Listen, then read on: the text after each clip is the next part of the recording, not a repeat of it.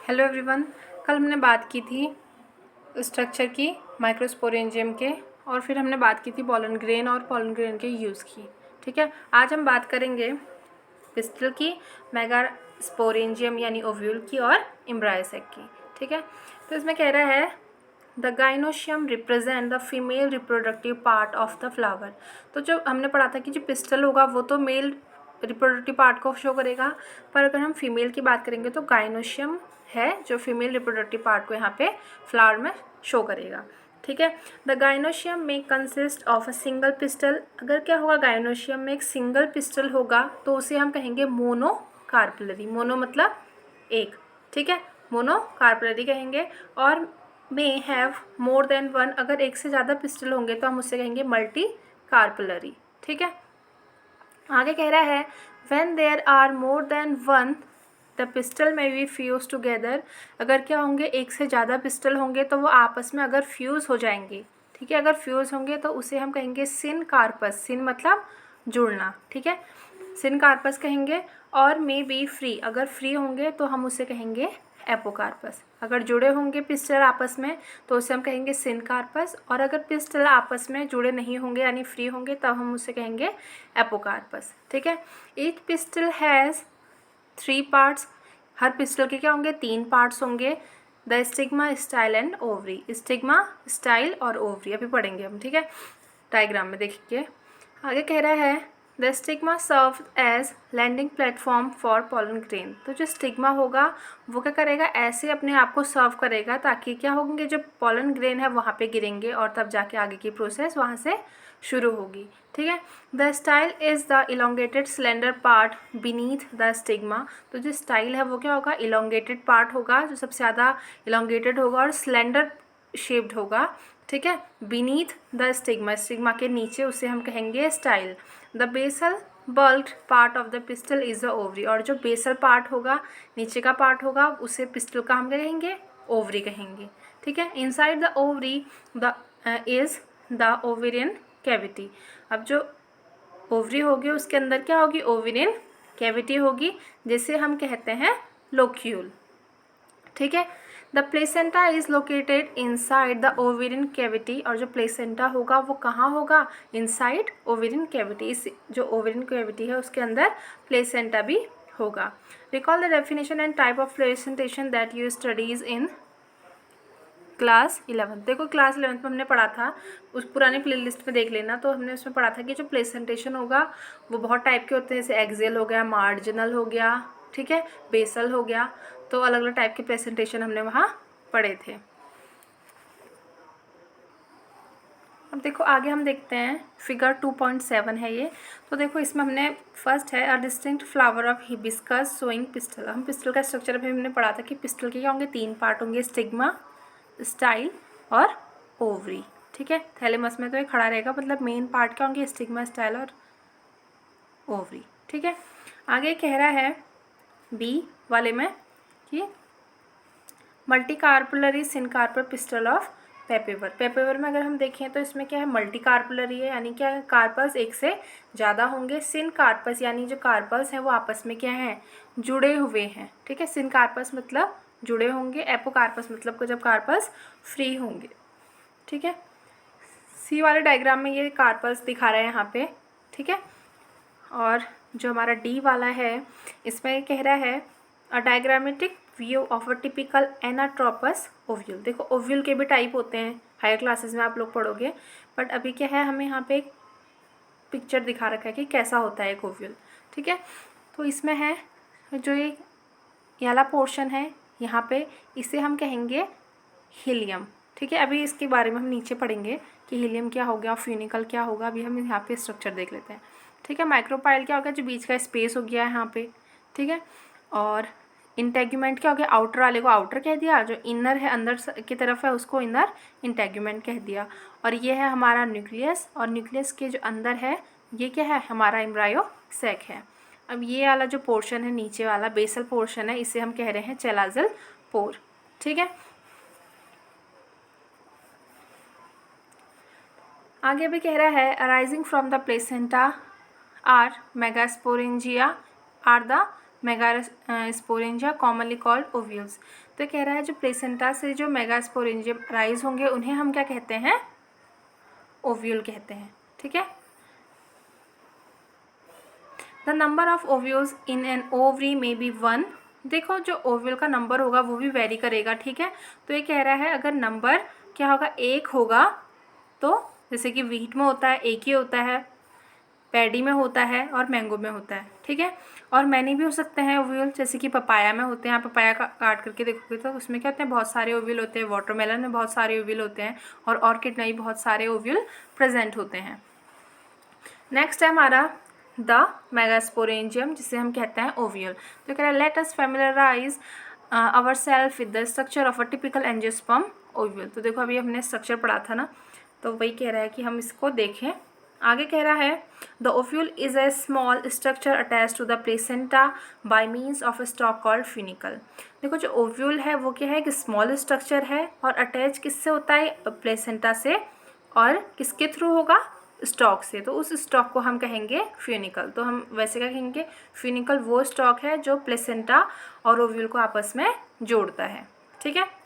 आगे कह रहा है the body of the ovule fuse with funicle in the reason called helium. तो जो रीजन है हीलियम का, वहाँ पर क्या होता है, जो ओव्यूल फ्यूज हो जाता है किसके संग, फ्यूनिकल के संग। ठीक है। तो वो रीजन कौन सा है हमारा, हीलियम वाला रीजन है। अभी हमने देखा था ऊपर स्ट्रक्चर में। ठीक है। हीलियम वाला रीजन जहाँ पे दोनों क्या हो गए, ये दोनों आपस में जुड़ गए। ठीक है।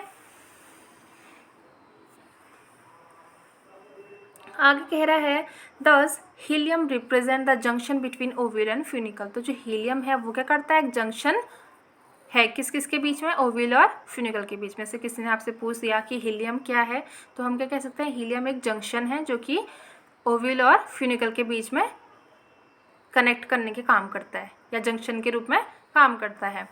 Each ovule has 1 or 2 protective envelopes called integument. देखो अभी हमने पढ़ा था इनर इंटेग्यूमेंट और आउटर इंटेग्यूमेंट। ठीक है। तो हर ओव्यूल में क्या होगा, उसका एक प्रोटेक्टिव इन्वेलप होगा जिसे हम इंटेग्यूमेंट कह देंगे। Integument enrich the nucleus except at the tip where a small opening called the micropyle is organized। देखो अभी हमने पढ़ा था कि जो माइक्रोपाइल है उसमें क्या है, यहाँ पे होल है, छोटा सा होल है। ठीक है। तो वो यही कहना चाह रहा है होल के बारे में कि क्या है, इंटेग्यूमेंट इनरिच द न्यूक्लियस। तो जो इंटेग्यूमेंट होगा वो पूरे के पूरे न्यूक्लियस को क्या करेगा, इनरिच करेगा, सिवाय उसके टिप के, जिस टिप को हम क्या कह रहे हैं, माइक्रोपाइल कह रहे हैं, इज ऑर्गेनाइज। ठीक है। Opposite the micropyle end is the chalaza. देखो जो माइक्रोपाइल एंड है उसके जो जस्ट अपोजिट होगा, जैसे यहाँ पे माइक्रोपाइल है तो उसके इधर साइड क्या होगा, चेलाजा होगा, representing the basal part of the ovule. और ये क्या करेगा, बेसल पार्ट ऑफ ओव्यूल को शो करेगा। देखो जैसे हमने स्ट्रक्चर में देखा था, तो क्या है, माइक्रोपाइल यहाँ है और चेलाजा यहाँ है। ठीक है। तो ये क्या हो गया, माइक्रोपाइल और चेलाजा एक दूसरे के अपोजिट हो गए। और ये क्या है, बेसल पार्ट में है, नीचे से है। ठीक है। बेस पे है तो इसे हम बेसल पार्ट भी कह देंगे। ठीक है। आगे कह रहा है enclose within the integument is a mass of cell called the nucleus. हम यहाँ पे किसकी बात कर रहे हैं, न्यूक्लियस की। तो enclose within the integument, जो क्या है, इंटेग्यूमेंट से इनक्लोज्ड है एक मास, उसे हम क्या कह रहे हैं, मास ऑफ सेल, उसे हम यहाँ पे न्यूक्लियस कह रहे हैं। Cells of nucleus have evident reserve food material. देखो जो न्यूक्लियस होगा उसके पास क्या होगा, बहुत सारा रिजर्व फूड मटेरियल होगा, ताकि वो क्या कर पाए, जो हमारा एम्ब्रायो है उसको फूड दे पाए। ठीक है। Located in the nucleus is the embryo sac और फीमेल गैमेटोफाइट। और कहाँ पे लोकेटेड होगा ये, न्यूक्लियस में, इज द, जो हमारा एम्ब्रायो सैक है यानी फीमेल गैमेटोफाइट है उसके चारों ओर ये प्रेजेंट रहता है। ठीक है। जिसे हम डायग्राम में देख सकते हैं, ये है हमारा न्यूक्लियस। ठीक है। न्यूक्लियस क्या हो गया, बीच में हो गया, सॉरी, बीच में हमारा एम्ब्रायो सैक है और चारों ओर से क्या है, हमारा न्यूक्लियस प्रेजेंट है। तो ये क्या करेगा, अपने जो एम्ब्रायो सैक है इसको यहाँ पे फूड देगा, क्योंकि इसके पास क्या है, काफ़ी फूड रिजर्व्ड है। ठीक है। आगे क्या कह रहा है, an ovule generally has a single embryo sac formed from megaspore. तो जो ओव्यूल होगा उसमें जनरली क्या होगा, एक सिंगल एम्ब्रायो सैक होगा फॉर्म्ड फ्रॉम, किससे बना होगा, जो मेगास्पोर से मिलके बना होगा। ठीक है, अब नेक्स्ट है हमारा मेगास्पोरोजेनेसिस। ठीक है, तो इसमें कह रहा है the process of formation of megaspores from the megaspore mother cell is called megasporogenesis. देखो फॉर्मेशन हो रहा है किसका, मेगास्पोर का, किससे, मेगास्पोर मदर सेल से, तो इस प्रोसेस को हम मेगास्पोरोजेनेसिस कह रहे हैं। मेगास्पोर का फॉर्मेशन हो रहा है किससे, मेगास्पोर मदर सेल से, तो इस प्रोसेस को हम क्या कह रहे हैं, मेगास्पोरोजेनेसिस कह रहे हैं। Ovule generally differentiate a single megaspore mother cell in the micropyle region. तो कह रहा है जो ओव्यूल होगा वो जनरली क्या करता है, डिफ्रेंशिएट करता है सिंगल मेगास्पोर मदर सेल, जिसे हम MMC भी कहते हैं, इन माइक्रोपाइल रीजन। तो यहाँ पे क्या करेगा, डिफ्रेंशिएट करेगा ये। ठीक है, अब देखो नेक्स्ट है यहाँ फिगर 2.8। तो इसमें क्या कह रहा है, फर्स्ट जो है हमारा, इसमें कह रहा है parts of ovule showing a large megaspore mother cell, a dyad and a tetrad of megaspores. देखो हम यहाँ पे जो हमारा क्या है, मेगास्पोर मदर सेल है वो, और जब वो कैसे डाइड टेट्राड बनता है वो उसके पिक्चर हैं। तो देखो यहाँ पे क्या है, माइक्रोपाइल एंड है, ये यहाँ पे बहुत सारे न्यूक्लियस हैं, और यहाँ पे क्या है, हमारा मेगास्पोर मदर सेल है। अभी जो मेगास्पोर मदर सेल है ये क्या करेगा, डिवीज़न करेगा। डिवीज़न करने के बाद ये क्या बना देगा, मेगास्पोर डाइड बना देगा। डाइड मतलब दो सेल है, एक और दो। ठीक है, माइक्रोपाइल एंड हो गया और न्यूक्लियस हो गया। फिर उसके बाद दोबारा से डिवीज़न करेगा और क्या बना देगा, टेट्राड बना देगा, यानी 4, 1, 2, 3, 4। ठीक है, फिर उसके बाद है बी में क्या लिखा है, 2, 4 and 8 nucleated stage of embryo sac and a mature embryo sac. तो देखो एम्ब्रायो सैक की स्टेज हैं, यहाँ पे क्या है, 2 हैं। ठीक है, यहाँ से क्या बना देंगे, 4 सेल्ड हो गया, यहाँ से 8 न्यूक्लिएटेड हो गया। ठीक है, न्यूक्लियस का क्या हो रहा है, डिवीज़न हो रहा है, पहले 2 थे, फिर 4 हुए, फिर 8 हो गए। ठीक है, तो इस टाइप से इनका क्या चल रहा है, डिवीज़न चल रहा है, और बाद में ये क्या है, एक मैच्योर एम्ब्रायो सैक है। अब मैच्योर एम्ब्रायो सैक में देखेंगे तो ये क्या है, इसका ऊपर माइक्रोपाइल एंड हो गया, और ये ऊपर है हमारे साइनर्जिड, और इसके बीच में होते हैं एग। उसके बाद है हमारी सेंट्रल सेल। सेंट्रल सेल में क्या है, 2 पोलर न्यूक्लियाई हैं, 2 पोलर न्यूक्लियाई प्रेजेंट है। ठीक है, फिर नीचे है एंटीपोडल सेल। ठीक है, और सी डायग्राम जो है इसमें क्या कह रहा है, diagrammatic representation of mature embryo sac. अगर मैच्योर एम्ब्रायो सैक का अगर हम स्ट्रक्चर देखेंगे तो वो कैसा दिखेगा, तो उसमें दिखा रहा है कि उसमें क्या होंगे, सेल जो है अच्छे से डिफ्रेंशिएट हो जाएंगी और ऐसा स्ट्रक्चर बन जाएगा। ठीक है, ये हो गया हमारा चलाजल एंड। यहाँ पे क्या है, एंटीपोडल सेल है प्रेजेंट। ठीक है, 3 हो गई है। बीच में हमारे यहाँ पोलर न्यूक्लियाई यानी सेंट्रल सेल। ठीक है, उसके नीचे है हमारा साइनर्जिड। ठीक है, ये दोनों साइनर्जिड हो गया, और इसके नीचे जो क्या है, ये फिलीफॉर्म अपरेटस है। ठीक है, और ये हो गया हमारा माइक्रोपाइल एंड हो गया। ठीक है,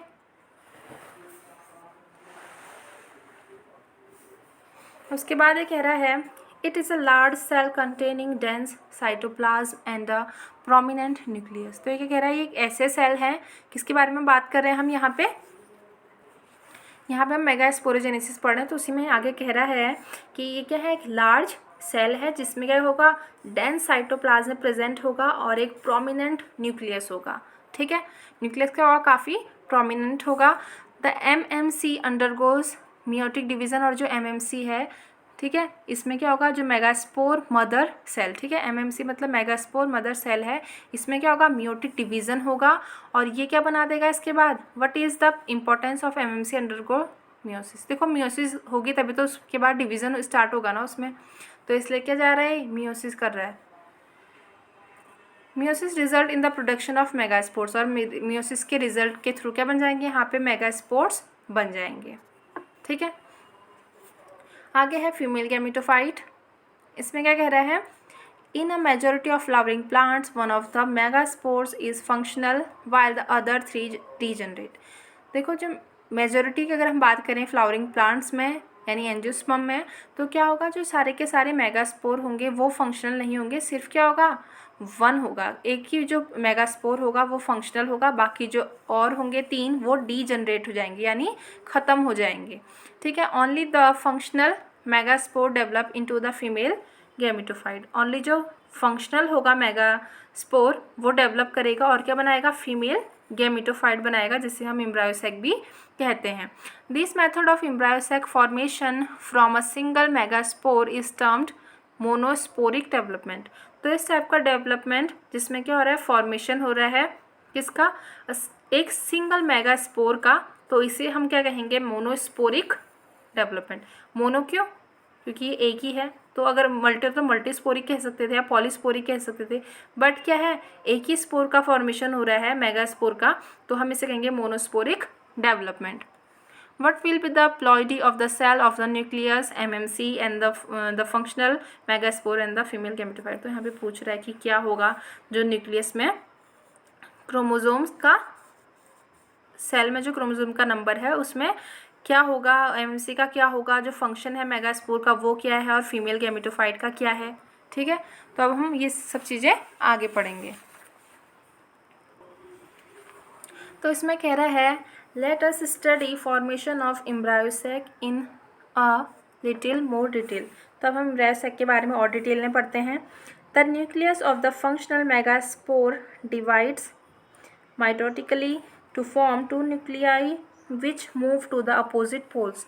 तो ये कह रहा है, फिर हम क्या यहाँ पे आगे पढ़ते हैं, तो ये कह रहा है जो न्यूक्लियस होता है और फंक्शनल मेगास्पोर वो क्या करता है, जो हमारा न्यूक्लियस है वो फंक्शनल मेगास्पोर में वो डिवाइड करता है म्योटिटिकली और बना देता है यहाँ पे 2 न्यूक्लियस। एक न्यूक्लियस ने डिवाइड करके क्या बना लिए, 2 न्यूक्लियस बना लिए, which move to opposite poles, और ये कहाँ चले गए, अपोजिट पोल्स की तरफ चले गए, फॉर्मिंग द 2 न्यूक्लिएटेड एम्ब्रायोसैक, और उन्होंने क्या बना दिया, 2 न्यूक्लिएटेड या 2 न्यूक्लिएटेड एम्ब्रायोसैक बना दिया।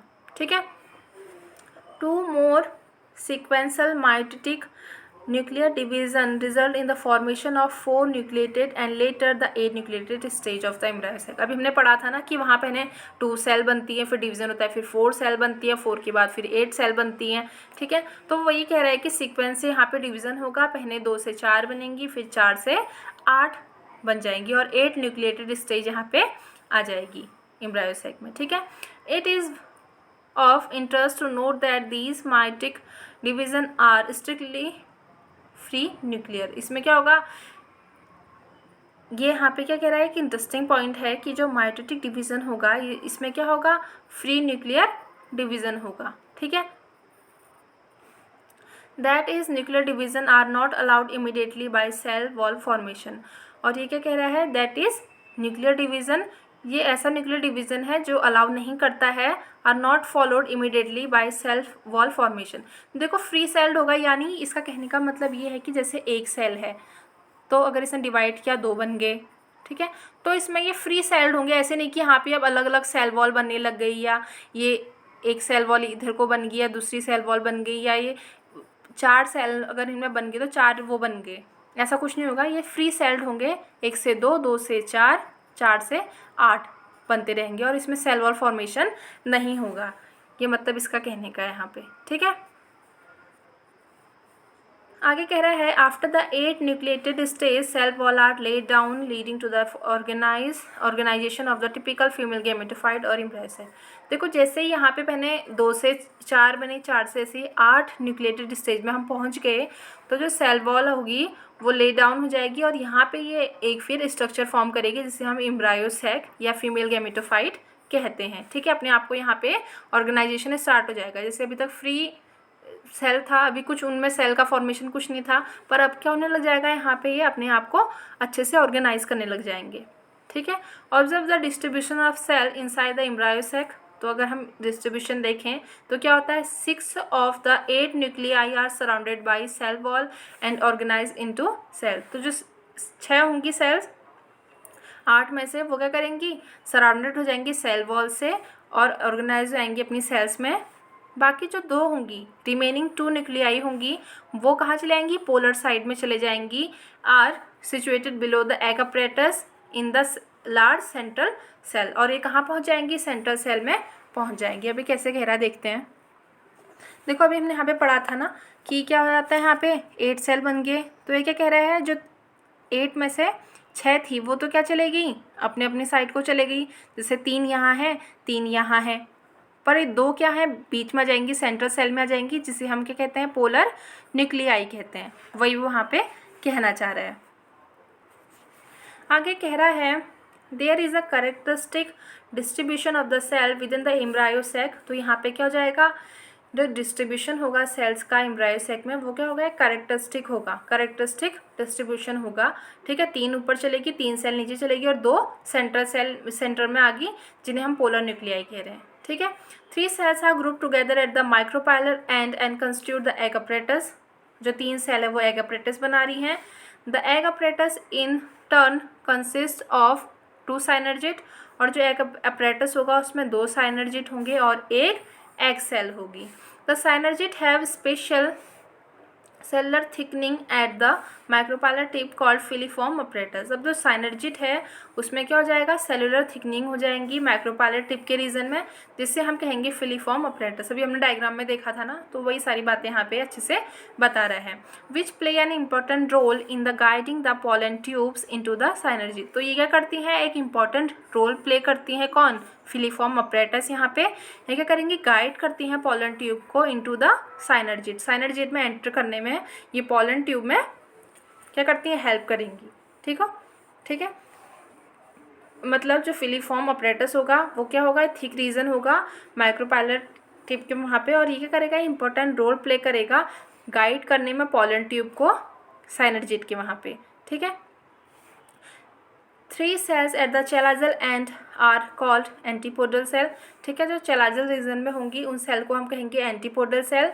The large central cell is as mention earlier has 2 polar nuclei. जो सेंट्रल में थे, लार्ज सेंट्रल सेल में जो वो थे, हमने उन्हें क्या नाम दिया था, पोलर न्यूक्लियाई कहा था। Thus a typical angiospermic embryo sac at maturity through 8 nucleated is 7 cell. तो ये कह रहा है अगर हम बात करें जो टिपिकल एंजियोस्पर्म में जो एम्ब्रायो सैक है वो क्या है, मैच्योरिटी में क्या हो जाता है, 8 न्यूक्लिएटेड होता है इज 7 सेल्ड। वैसे तो 8 न्यूक्लिएटेड है पर क्या हो जाएगा, 7 सेल्ड हो जाएगा, क्योंकि जो बाद में क्या होगा, जब हमारा फर्टिलाइजेशन स्टार्ट होगा तो जो ये 2 सेल्स हैं यहाँ पे पोलर सेल, ये फ्यूज़ करके क्या बना देंगी, एक सेल में कन्वर्ट हो जाएगी। ठीक है, फिर से देख लेते हैं वही जो अभी हमने देखा था। चैलाजल एंड में क्या होगी, 3 सेल आ गई जिन्हें हमने एंटीपोडल सेल कहा, और जो बीच में सेंटर सेल के यहाँ पे सेल आ गई उन्हें हमने पोलर न्यूक्लियाई कहा। ठीक है, ये 2 होंगे, 1 2। ठीक है, और 3 सेल कहाँ जाएंगी, नीचे, 3 ऊपर और 2 सेंटर में। तो जो नीचे आई ये माइक्रोपाइलर एंड में, इनको हमने क्या कहा, साइनर्जिट कहा, 2 साइनर्जिट और बीच में एक एग सेल हो गई। ठीक है, और इसके नीचे अभी हमने बोला था सेलुलर जो थिकनिंग हो जाएंगी सेल में, तो इस पार्ट को हम कहेंगे फिलीफॉर्म अपरेटस कहेंगे। और ये जो फिलीफॉर्म अपरेटस होगा ये क्या करेगा, गाइड करेगा। ठीक है, ये भी हमने भी पढ़ा था। ठीक है, ये हो गया आज के लिए। कल को अब हम पढ़ेंगे नेक्स्ट टॉपिक इसमें पॉलिनेशन।